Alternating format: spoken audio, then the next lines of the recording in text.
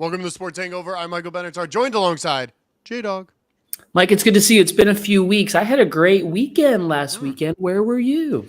I was sick. I know you went out for I wouldn't even call it a bachelor party. It was going to see a friend who recently got married and didn't tell anybody about it. So we wanted to go celebrate him kind of trip.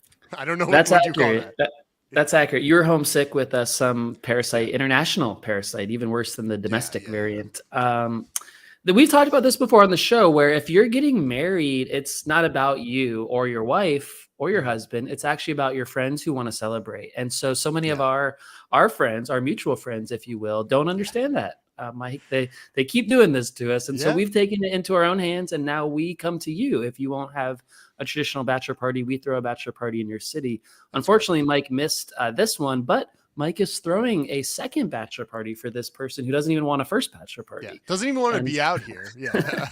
So we're going to get him out of here. We're going to do it again. And then we get the honors of doing another bachelor party that we're going to plan and we're pitching. So we can maybe tell people about the pitch after we go through with it in the following That's weeks. true. By the way, we have a character on the show. He's called our mutual friend. That's what we call him. Mike, I went to our mutual friend brewing company in Denver last weekend. Did you get and again, too drunk to buy the shirts was the mutual friend. He was actually too drunk to buy the shirts. Oh, the mutual maybe friend one of was his too last drunk. stops. Okay. Yeah. Okay. I'm not called mutual friend. I didn't No.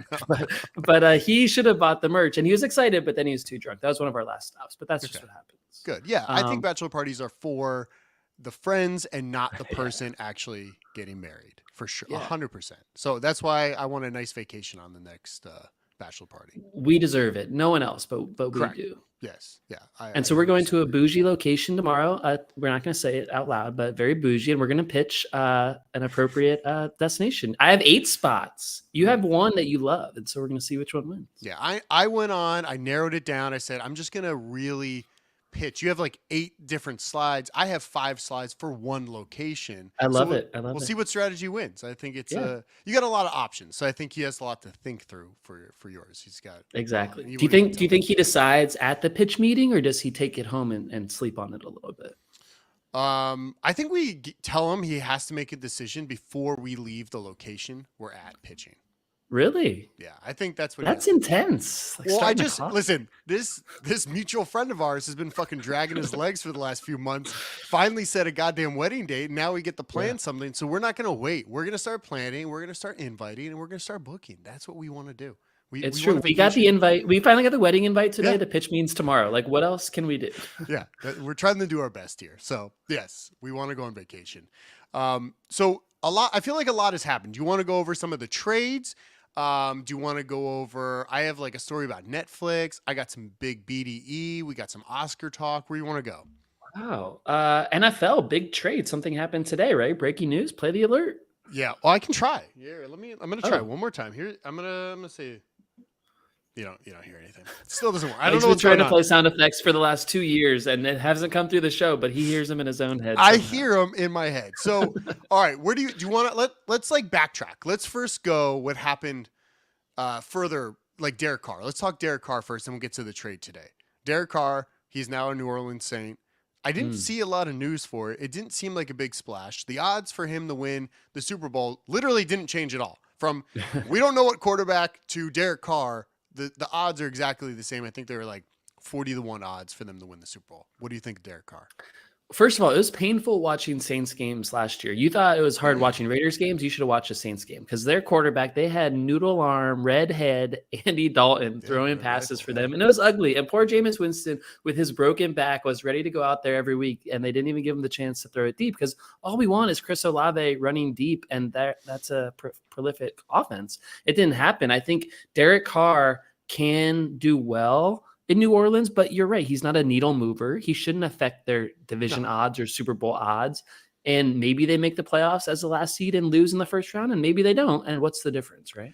Do we think Jameis Winston's going to re-sign, or is he just going to be free? I think he's chasing playing time. That man got rich. He was a top draft pick. He's been in the league for a while as a backup, making like 15, 20 mil. He'll go somewhere where he can get more opportunity. The other thing about the Saints is that Alvin Kamara video came out, and it sounds like he's going to have a trial at the end of August, and he beat someone up in an elevator bank. Did you see that? Why is everything happening in an elevator? I don't understand. What else? The Ray Lewis, not Ray Lewis. Yeah. Who was it? Ray Rice. Ray Rice was in the elevator. You're When right. Ray Lewis, Maybe it's because there's always cameras around elevators, but there's not cameras like everywhere. It just seems like a weird spot to like release the anger of whatever he's doing in an elevator. But it is. Yeah, I don't think that man's going to play. I didn't think he was going to play this year. That's why I didn't draft him. Well, some would argue he didn't because he had a few games where he had very little production. Do you think that the Saints are going to lead the division? Because we know Carolina. We can talk about Carolina in a second. But do you think they're ready? Do you think Derek Carr can actually carry them to lead, not the division, the NFC South? Because the NFC South, there's no Tom Brady. There's no quarterback in Atlanta. And hypothetically, there might be a good quarterback in Carolina. So that's the thing. It's a terrible division. It was a terrible division last year, and then Tom Brady left a terrible division. So how can you get worse? The Bucs are apparently starting Kyle Trask until otherwise. So we can eliminate them, I think, for now as they're rebuilding. Our Bucs fans are going to jump onto another bandwagon here pretty soon. The Falcons, I still think, are in play for Lamar, and we'll get to the Lamar thing, I'm sure. They say they're not, right, publicly. There's no reason they shouldn't be. They went after Deshaun hard. You had like a bet on the Falcons at one point because you thought he was going to end up on Deshaun was going to end up on the Falcons. Turns out Deshaun's bad and the Falcons didn't land him. So maybe a good bet there. Lamar is much better than Deshaun at this point, I think. So I think they could be in play. The Panthers are going to have the number 1 overall pick. So that's the thing. So today, the Panthers, if you missed it earlier, Adam Schefter tweeted it right before we started recording this afternoon, a Friday news dump, really, right before free agency, that the Panthers have acquired the number 1 overall pick. Their owner, David Tepper, one of the richest men in the world, he's been trying to make a big splash for years. It hasn't worked out with Watson. It didn't work out with Rodgers. And so now they gave up a lot. Like they gave up like 2 1s, 2 2s, and a DJ Moore to go from 9 to 1. It's a massive trade. Unlike when I first glanced at it, I'm like, oh man, they gave up a lot. But I think if they're going down the route of like the Rams and just trying to like, okay, we can get a starting quarterback, we can do this. Maybe they can get him Mahomes, be there for 10 years. I don't know. You know more about the draft than me, but it seems like this year might be a good year for a few quarterbacks. Not a great year, but I think this is a move you have to do. I thought Carolina looked really good with whatever they had after they got rid of McCaffrey, and they had like a rotation of quarterbacks. I think they might be decent. And I already, once the season ended, I love placing some bets. I already placed some bets on Carolina. I placed some bets on New Orleans, the Jets, all these other teams where it's like, hypothetically, if Aaron Rodgers goes to the Jets, they might be a contender for the AFC North or whatever it is. So I think Carolina's going to be good. And I think it seems like a lot to give up, but I don't think it really matters if none of your draft picks hit anyway. So might as well go for that number 1. The difference is the Panthers are much different than the Rams, where the Rams had established veterans and stars. How many Panthers? They traded DJ Moore away in this trade. How many Panthers can you name? They have to build through the draft, right? They should be building through the draft and building it up, and now they just gave away so many resources. It's almost like they're going to have a good quarterback. That's great, but who's going to be around them? They might be bad for 1 to 2 years. How many did they get for McCaffrey? Didn't they get a boatload for McCaffrey? Of picks and everything? Was it a lot? We'd have to look that up. Maybe that's part of this deal, and they're able to trade from that bounty they got for McCaffrey. The quarterback situation in this draft is exciting. Bryce Young at Alabama might be the next big thing. They say that he would be compared to Andrew Luck if he was just a few inches taller. He's actually short, like 5'11". So we've seen short quarterbacks succeed. We've seen them not succeed before. So they gave up their 2nd, 3rd, and 4th round picks in the 2023 draft, in addition to the 5th round pick in 2024. So they do have 2nd, 3rd. They didn't get any. They have more mid-rounders now, but they gave up some first-round potential. So they can't pair like a first-round receiver or offensive tackle for this QB for at least 2 years now. And that could spell some trouble in the short term. In the long term, maybe it still works out. You get the QB for 5 years. Maybe you just say, hey, we're going to compete by year 3, and that's okay. But that doesn't help your your bets. No. But I mean, you can compete in the NFC South because there's no one there. Mike, you and your flag football arm can compete in the NFC South. That's cool. Well, somebody needs to hire me. Do you want to? What about Brady? There was I saw all these rumors in the last few weeks. Is he going to come back? He's not. So he's not broadcasting this year, right? This is not. Yeah, he's not. And I think that's a ploy to keep Greg Olsen at Fox, because I heard Greg Olsen has an out in his deal. If Brady comes in over top of him and forces Olsen back to number 2, Olsen can leave for a top spot anywhere else, and maybe someone else comes. Like, is CBS happy with Romo? Maybe someone else jumps in. We know there's more packages with Amazon and ESPN coming, so there's options there. But anyway, I think people are sick of Brady, and mutual friend has been talking about this for a while, where he doesn't want Brady to be an announcer. I tend to agree. Aren't we all a little bit Brady out at this point?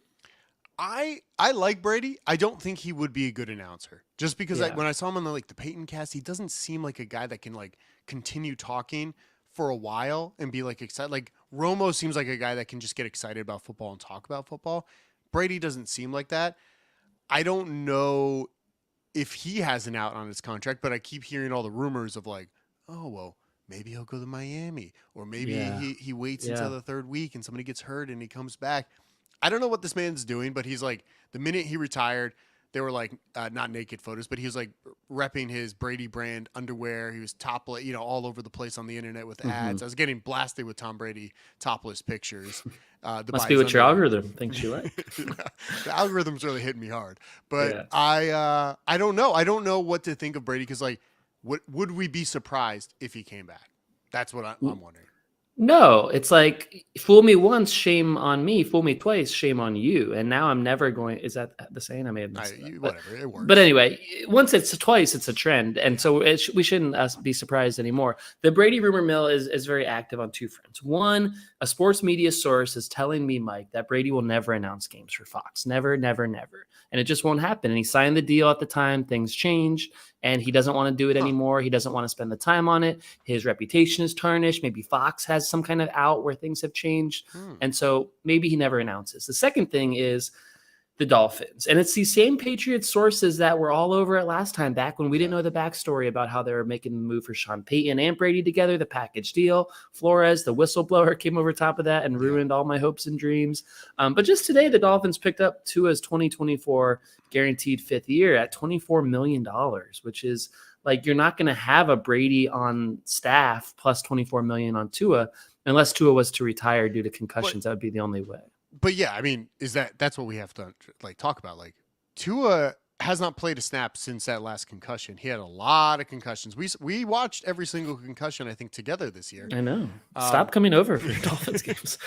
It was not good for him. I don't know if he's going to come back. So I feel like everybody's in limbo right now. No one knows what to do, right? It's like Aaron Rodgers is out there. There might be some other quarterbacks that might want to change. Then I was looking through all the recent QB deals. Dak Prescott got 4 years, 160. Daniel Jones just robbed the Giants, 4 years, 160. The Rams paid Matthew Stafford 4 years, 160.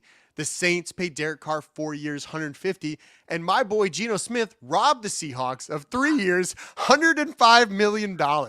I don't know what is going on. Did the salary cap go up that I'm not aware of? But $100 million. It's $100. Dude, I hope people understand. It's $100 million.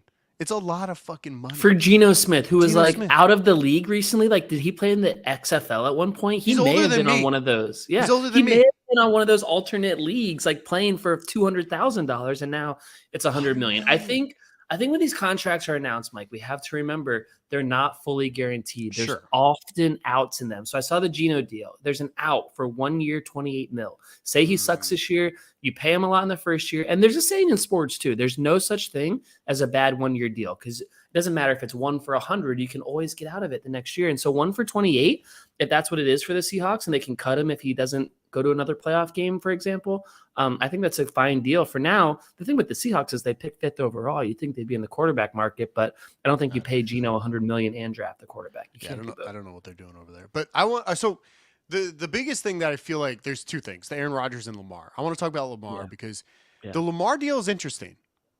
First, I think Lamar needs an agent. I don't think this man should be negotiating himself. He's getting himself into a little pickle here with people that professionally do this. He is a professional football player. He should not be negotiating himself. You hire people. I don't know how to be an accountant. I hire an accountant because I don't know how to do it, because they're much better and I don't want to learn. Lamar, he is screwing himself over. Now, I know what was the deal. He got paid some amount. It's like a non-exclusive franchise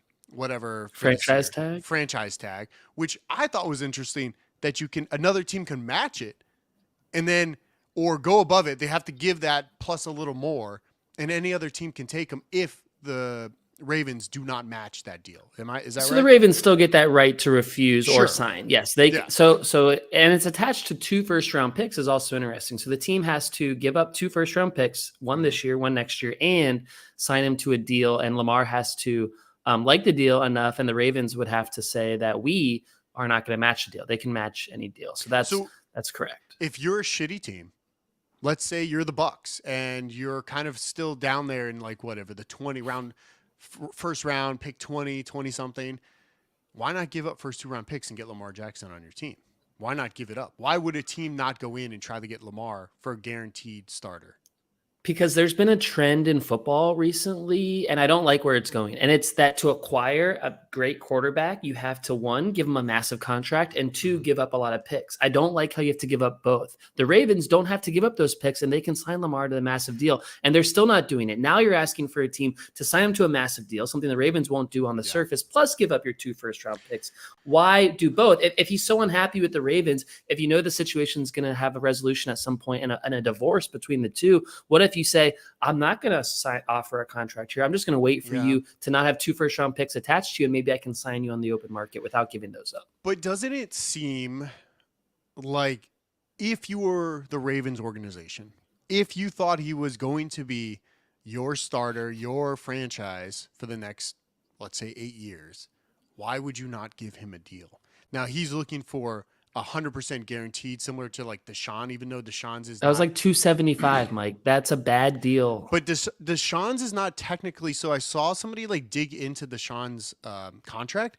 Basically, what they did was they paid him like what I think $700,000 last year for his because he was year. partially suspended. Yeah. And then they gave him the contract, but it's not fully guaranteed money. It's part of a bonus, so it doesn't hit the salary cap for that year. So it's like a weird way they structured it, so it doesn't hurt the team as much as they think. But look, if you're paying Dak Prescott $160 million, I would much rather have Lamar Jackson over Dak, over Daniel Jones, Matthew Stafford, Derek Carr, and Geno Smith. Why not give the man a deal that's very similar to all these? I don't know. It just seems kind of. But if you're the Cowboys, you can't get out of your Dak deal to make that Sure. deal. So how many teams need a quarterback that don't have a quarterback on hand that they're already paying a lot to? The Bucks are an example. The Bucks. Now, do the Bucks want to spend all that cap space and their next 2 first-round picks, or should they properly rebuild and add a quarterback in 2 or 3 years when they're ready to win again? What's a better way to do it? I don't know. I mean, that's the thing. It's like, are the Jets in play? I doubt the Ravens want the Jets in play, but if Aaron Rodgers, it seems like Aaron Rodgers might become a Jet, right? Seems pretty likely. We're not hearing any rumblings on anyone else. The Jets owner flew to California to meet with Aaron Rodgers. I'm surprised Rodgers wants to be in New York because I don't know. He's such a weird guy in the first place, and he's going to have more scrutiny and he's going to talk shit to the media. But it's like, dude, you're coming to New York. Like, you have to know what to expect here. It's a very weird situation. And honestly, Mike, as the Jets are in my division, as a Dolphins fan, at this point, as a big Aaron Rodgers defender for many years, at this point, bring him on. The Jets are a dumpster fire themselves. Their offense has been bad for so long. I'm not afraid Aaron Rodgers can come out of the darkness retreat and beat Josh Allen and beat Tua. Okay, I don't think he is. I really think he's done and washed, and they're going to set themselves backwards by adding. Really? I really think adding Aaron Rodgers elevates them so, because I thought they were really good with the shit they had last year at quarterback. And if they add Aaron Rodgers, I don't love Aaron Rodgers, but I think he will elevate that team to a place that is a contender, at least to make the playoffs and get in there and possibly fight a bad team. Because I don't know. I just think it's like their defense was really good. They had some young guys on the team. It was all like coming together, except for fucking the quarterback. I think that's the perfect I get what team you're saying, but they're also like not a championship team without if you had a quarterback. I think they're more away from it than that. Really? And so what's the opportunity cost of adding Aaron Rodgers? So it's going to be a first round pick. Mm-hmm. It's going to be a lot of money. What could they not decipher that money, dissolve it throughout the rest of the offseason and use it for a mediocre quarterback, but also fill in your offensive line, which has issues, your skill position that has issues? All right. My question is, what is the goal for the team, right? Like, you're looking at the team. We're thinking like, oh, we're owners or franchise, blah, blah, blah. We're thinking 10 years in the future. But it seems like everybody's playing for this year, right? The coaches play for this year. The GMs play for this year. If you're just trying to win this year, you give up that first round pick because it seems like the first round pick, like they got Zach Wilson, 2 years ago? That didn't work out.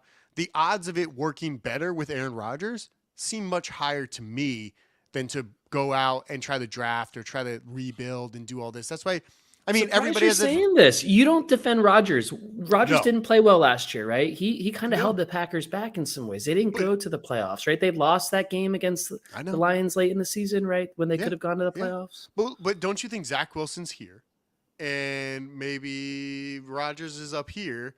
Yeah. And then there's all these other guys in between. Let's go with Rodgers. He's got a year left? I would take him. It's just, I think it's a bad fit too. Don't you think it's a weird fit? And how's he going to fit in that market and dealing with that media? I mean, that doesn't bother me too much. I just think overall I'm not afraid of him. I don't want him to go because I don't like the Jets and I used to like Aaron Rodgers. So I think it's weird, but I'm not afraid of him going there. They're not going to beat the Bills. All right. Last one, the Bears. We didn't finish. Let's just wrap up Lamar first. So Lamar, he's going somewhere. A divorce with the Ravens seems imminent. Yes. You're right. They don't want an AFC team to come get him, but that's not up to them anymore. If a team wants to match the offer and give him a big deal, it could be an AFC team. I think the likely teams, the Commanders make a lot of sense. What are they doing at quarterback? Yeah. They could really use it. Yeah. I think the Falcons, despite the report that they're not interested, makes too much sense. You have Kyle Pitts. You have the turf. He's from the South. It just makes a lot of sense. I think he'd be a huge star in Atlanta. So those are the two I'm thinking of so far. I like that. Yeah, I guess we'll see when the draft comes and see if anybody makes any trades or any deals there. I hope there's some big trades at night because it could be exciting. I mean, Lamar. That's the night before we go to Vegas. If you wanted to early up that trip at all, should we go a little early and Thursday night of that weekend? Yeah. Oh, all right. Well, too bad the draft's not there. Remember, it was a few years ago. Yeah, that'd be fun. All right. I mean, the last one is the Bears trade. Yeah. I thought they should have traded Justin Fields instead of all the picks, but. Well, it's a different package if they trade Fields, right? Slightly. Yeah, definitely, but I just it doesn't seem like. I mean, I get it for the Bears, but I don't think Justin Fields is the answer in Chicago. I think I actually agree with both of those. I get it for the Bears. I get why you do the trade. I also get that Justin Fields isn't the guy, but maybe it's like you make the trade now and you figure out the quarterback position later, which is not what you're supposed to do, right? You're supposed to figure out the quarterback position, and you're so lucky to have the first overall pick. Our lawyer friend mentioned to us in the text thread that Lovie Smith and the Texans blew that in week 16 last year. That could have been the Texans, and the Bears are picking 2. They don't have the ability to get this haul, and so they're so lucky to have it in the first place. And it should be, we started on the quarterback train for the draft. Like Bryce Young from Alabama, really good. Will Levis from Kentucky, really good. This guy, Anthony Richardson from Florida, might be the next Lamar Jackson. He's better running than passing, but also a good passer. Dan Orlovsky, one of the best ESPN analysts, says the Panthers are probably trading up for this pick at number 1 to take Anthony Richardson, which really surprised me. But it means there's going to be 3 or 4 quarterbacks in the first 8 picks of the draft. So there's options there. Maybe Seahawks get one. Well, here's what I'm thinking. If the Bears drop back to 9, can they still get one? Can they move up for one and still get a haul, still get a quarterback, and then you figure out Fields later? That'd be the maximum reward for all of this. But I just don't understand, I understand the athleticism of Fields. We watch him and you're like, I can't believe he's doing this right now. He's running across the field. He's literally playing. It looks like Pee-wee players sometimes when he's running on the field, but he can't throw the ball. He can't make a decision. And that's the problem. If you can't make a decision, you can't throw the ball, you're never going to get anywhere. You could run, but that's not going to help the whole team. Well, the Bears keep telling us that their decision makers feel like with proper receivers, Fields can throw the ball because they've now added DJ Moore. They traded for Chase Claypool last year. Didn't help at all, but they have him. They have Darryl Mooney still. So they have receivers. They have weapons. We'll see. All right. We'll see what happens. If I'm the Bears, I make that trade. Even if I don't believe in Fields, I make that trade. I think it was a haul. DJ Moore got thrown in, Mike, and they traded number 32 overall for Chase Claypool last year, and now they're getting DJ Moore, who's even better than Claypool. So you figure he's worth at least number 32. Yeah. I have a BDE. I'm gonna jump into it real quick. My BDE. I have caught myself watching the XFL on the weekends, and I have been entertained enough where I sit there and watch. I'm like, this isn't bad. You know what I love about it? They put it on network television. They put it somewhere where I would find it, and I think that was the problem with. What was the other league? There's so many leagues. Which one? the AAF or whatever it is. I liked how they put it on a Fox or CBS, and it's actually on network television. It's there. I like some of their fun rules. Like instead of an onside kick, you can do like a 4th and 15. And I like their point system. It's a little fun. I have casually caught myself watching a few minutes here and there. So my BDE is XFL. I think XFL is winning. And I think, from what I understand, they are kind of like in partnership with the NFL. Like a feeder system? They're officially the feeder system. I think they're like NFL, officially right? part of that. And I think they're like almost testing out some rules. I love the 4th and 15 instead of doing an onside kick. If you can like, we've been asking for that for a while. It would be amazing to have that in the game. It's like complete a 4th and 15. It's your ball. There you go. You're ready to go. So I enjoyed it. My BD, you should give it a shot. It's probably on this weekend on a Saturday night, Sunday night. Boom. It's on TV. I'm loving it. I have not watched one play of the XFL. Wow. Listeners should know that you have a dark history of going down the rabbit hole of alternate football leagues. We did have a podcast, the AAF boys, Alliance of America Football. Yes. We've chased the XFL. We've chased the USFL. There's definitely another one out there. There's at least 4 that we've. I've been talking about these alternative leagues since like 2013, and finally they started coming around. Not only are they coming around, they've come back, they go away, and then they come back again. Like the XFL's been back twice since you've been on this kick, but they keep recurring. COVID definitely put a wrinkle in them. I don't know. I'm not into the XFL right now. I don't think we need NFL or football this time of year. I think it's okay. We have golf going on, great players championship, the Island Green this week, Mike. We got MLB ratcheting up. The World Baseball Classic is starting, March Madness next week. Great weekend of college basketball if you're into that kind of thing. The NBA playoffs are coming. The Lakers won't be included. There's so many sports going on. I feel like I don't need football, and maybe that's like non-American to say, but I don't need it right now. I give it a shot. If you're home on a Saturday night, which you might be this Saturday. Maybe keep mentioning that. I feel like it's a direct shot at that. I'm trying to tell you to come out on Saturday night. Yeah. You sent me a text over the week about WWE gambling, and I love it. It sounds so silly, but it makes so much sense. And I don't know how they're going to pull it off. When I was thinking about it, when you sent it to me, I'm like, this reminds me of like, okay, well, people gamble on the Oscars. It's like secured. They're going to have to put a protocol in place to know who wins and who doesn't win the match ahead of time, because we are gambling on fantasy, right? And it's scripted.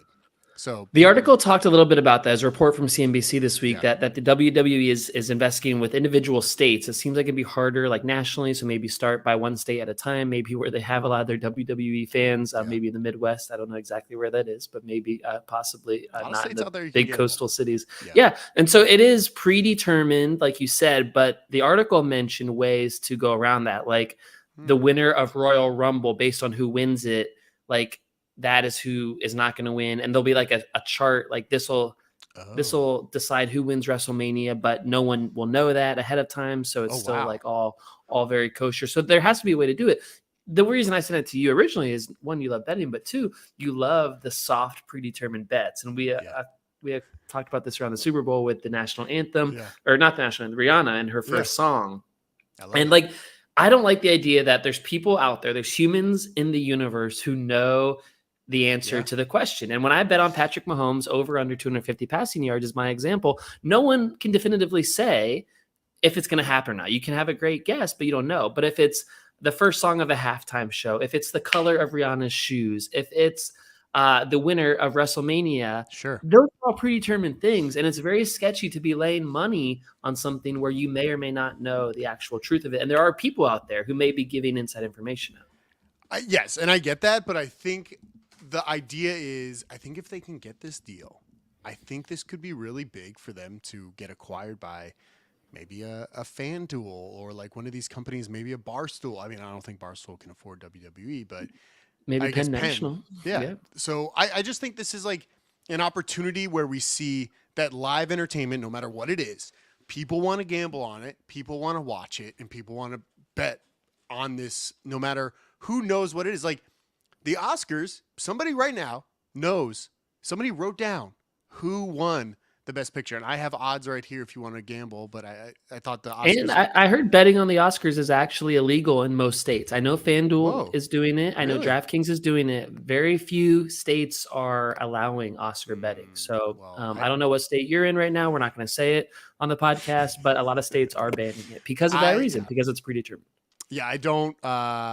Mine's offshore. I do not Yeah, gamble. exactly. In the States, yeah. I know. Yeah. So WWE. But I think it's a good point about WWE is up for sale. Vince came back to try to sell the company, and I think the betting component makes them more attractive. So it's a perfect time to leak something like this to try to get it out there for potential buyers. He wants. I think he's looking for $10 billion for WWE.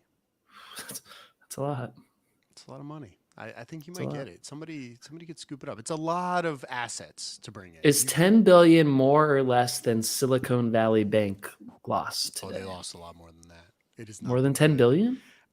I've just been seeing like a flood of stuff, like crypto's dropping, other banks are dropping. The USDC, the stable coin, is like might depeg to like 97 cents. Whatever just happened is not good, and it like almost terrifies me. This is why people keep money on their mattresses, because of this right for here. Days like this. Yeah. Roku had $500 million in cash with Silicon Valley Bank, and they say we're never getting that back again. We just lost 500 million. So their stock price goes down because of it. So it's like it's affecting a lot of us, even if I don't have my money in Silicon Valley Bank. So it said they lost a tax loss of 1.8 billion in the first quarter, but I feel like there has to be more than that, because it seems like it hurt a ton. Wait, I see 21 billion. I see it. Hold on. They're blocking me. It's like all these startups that use it. And so startups will go under and investors will lose their money. Well, if you had more than 250,000, because that's what FICO insures, you no longer have your money, because the government will step in and give you back that money at some point. But I was looking at what was the last bank that kind of like defaulted? I think it took them 14 years to get all the money back to everybody that was owed. So, and was that a government bailout? Because the government might have to get involved in this one, they say. I just don't think the government should bail out a bank. I tend to agree, because you put your money in there not fully insured. Like when you put your money in a Chase, it's FDIC insured over 250,000, even I think, when it's in like a reputable bank.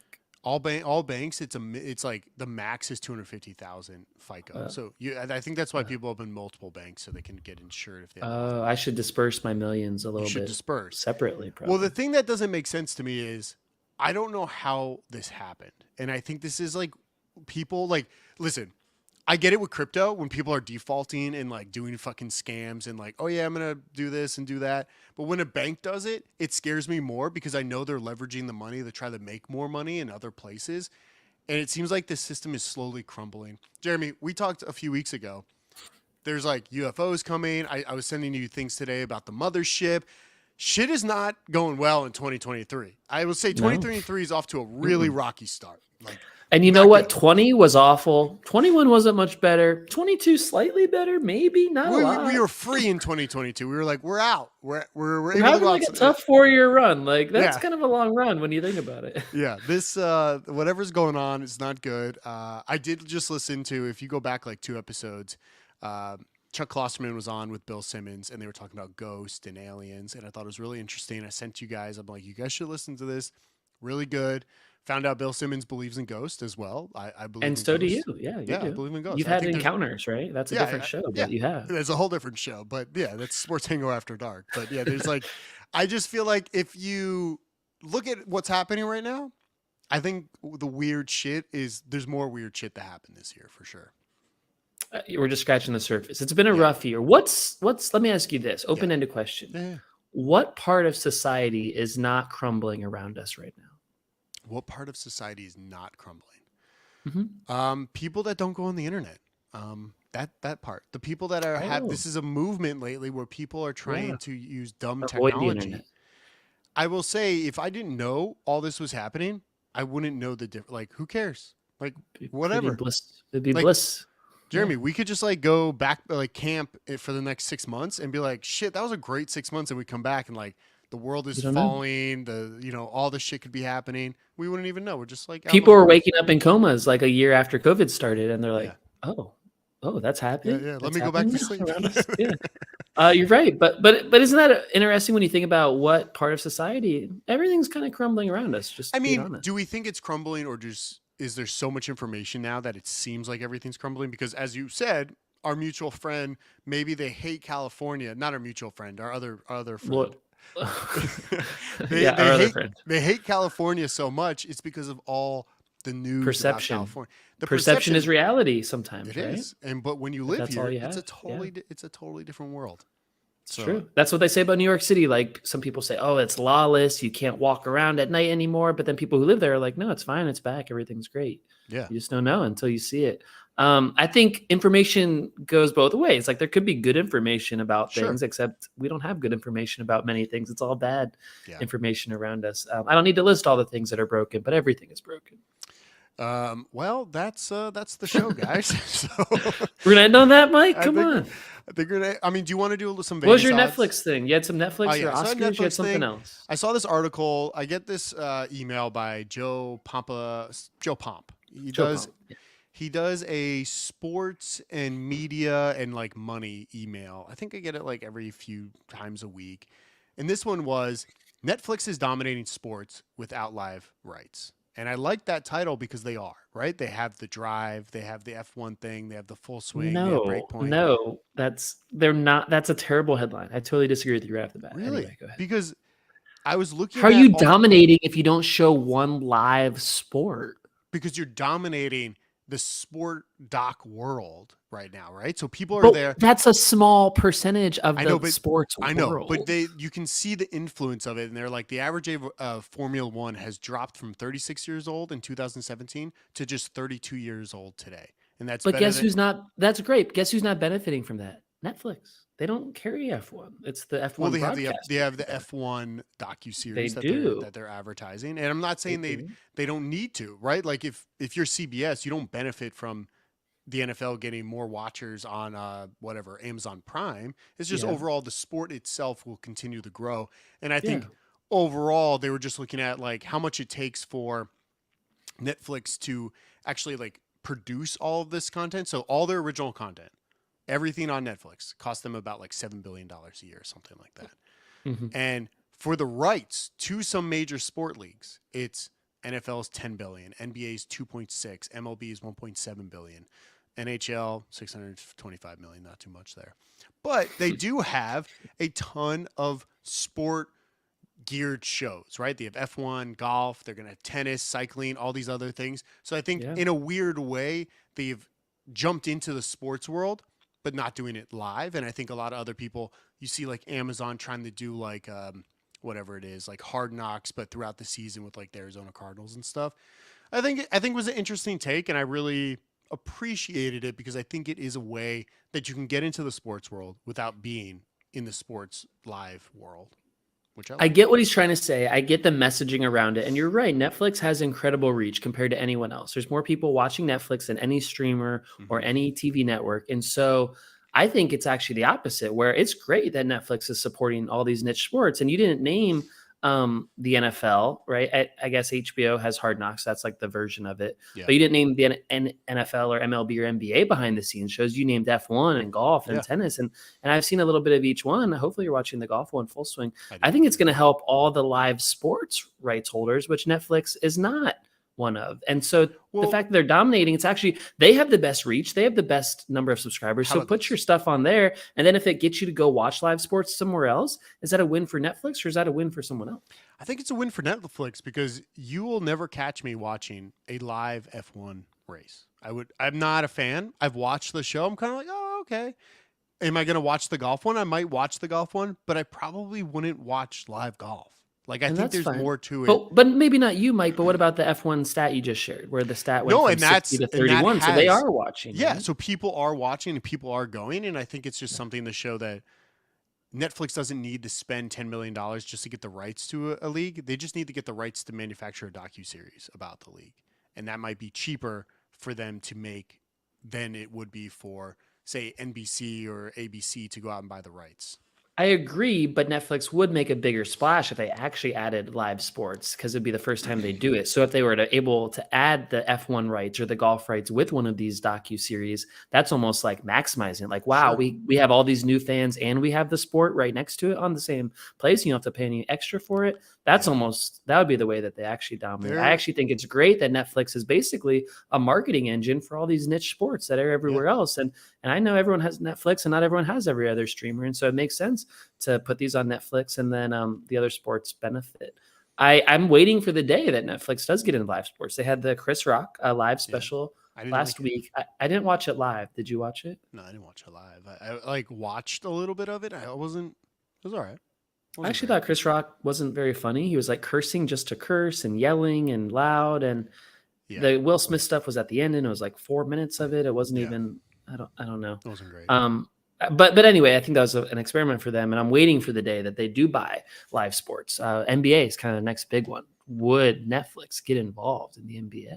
They would have to reformat the way they display all the content because it's not built for live, right? You go to Hulu, stuff like that. Like there's interfaces for it, but yeah, I mean maybe, but I just don't know if Netflix is the place that I want to have anything live. Like I like that it's just I'm gonna watch you or whatever else is on there.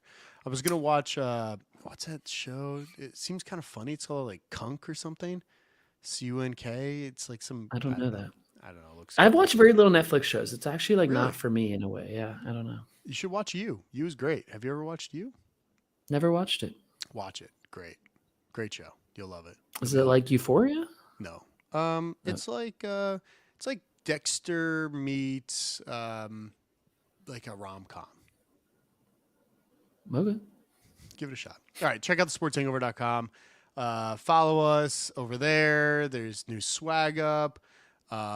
And you can subscribe to the podcast, subscribe to the YouTube channel. There's a YouTube channel out there. You can subscribe and watch us, get all the pings when we're live every week. People want to see our faces, Jeremy. That's all they want. Where's that one listener that always comments on us? Not here today. We didn't set up a schedule. He's at happy hour. Yeah, definitely.